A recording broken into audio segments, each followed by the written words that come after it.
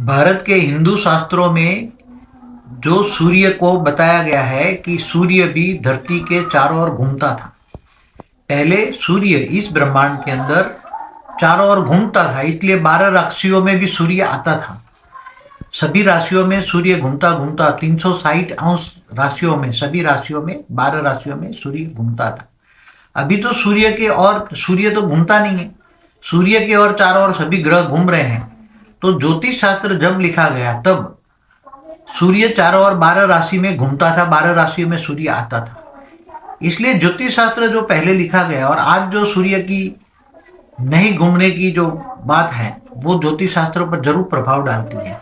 इसलिए ज्योतिष शास्त्र पर जो प्रभाव पड़ रहा है कि एक्यूरेट ज्योतिष शास्त्र नहीं आता, क्योंकि सूर्य जो स्थिर हो गया है, सूर्य कोई भी राशि में आता ही नहीं है, तो सूर्य का प्रभाव कहाँ से आएगा।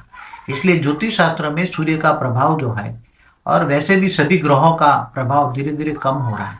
इसलिए ज्योतिष शास्त्र भी कुछ भी इतना असरदारक, इसकी संभावनाएं बहुत कम हो गई हैं। ज्योतिष शास्त्र वाले लोगों को बहुत डराते हैं, ये होगा नहीं होगा, राहु केतु ये कर रहे नहीं कर रहे। जब केतु की छाया है, राहु और केतु की छाया है, तो नेगेटिव छाया जो है तो वो भी पॉजिटिव हो जाएगी। और जो बोलते हैं शनि देवता है, तो अगर देवता है तो पॉजिटिव सोच होगी तो देवता कहेंगे, अगर दुख देने वाला है तो देवता कहेंगे ही नहीं। तो जो ग्रह है वो, चाहे शनि देवता हो, चाहे शुक्र देवता हो, चाहे कोई भी देवी देवता हो, अगर वो सुख देता है तो देवता है, अगर दुख देता है तो देवता नहीं कहेंगे। इसलिए जो उपासना करते हैं तो ऑलमाइटी अथॉरिटी की उपासना करो, तुम्हें कुछ भी नहीं होगा।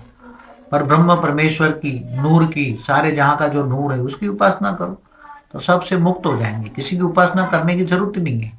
ग्रहों का भी रचयिता तो ऑलमाइटी अथॉरिटी है, पर ब्रह्म परमेश्वर है, उसकी उपासना करो। गायत्री जो मंत्र है वो पर ब्रह्म परमेश्वर के लिए है, लाइट की ओर इशारा देता है।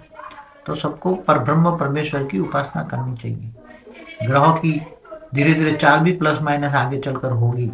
सूर्य की ग्रेविटी बदलती जाएगी तो सब कुछ धीरे धीरे होगा। परिवर्तन भी आएगा, इस ब्रह्मांड में भी आएगा, अनंत कोटि ब्रह्मांडों में भी आएगा।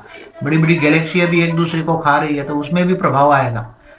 पूरी दुनिया 150 प्रकाश वर्ष की दुनिया है, 150 लाइट ईयर्स की जो दुनिया है, वो सभी में प्रभाव आएगा। क्योंकि चलाने वाला ऑलमाइटी अथॉरिटी, सभी दुनिया को चलाने वाला एक ही है, परब्रह्म परमेश्वर, सारे जहां का नूर लाइट है। तो उसकी उपासना करो, इससे कुछ प्रभाव नेगेटिव तुम्हारे पर पड़ेगा ही नहीं, नेगेटिव पॉजिटिव हो जाएगा।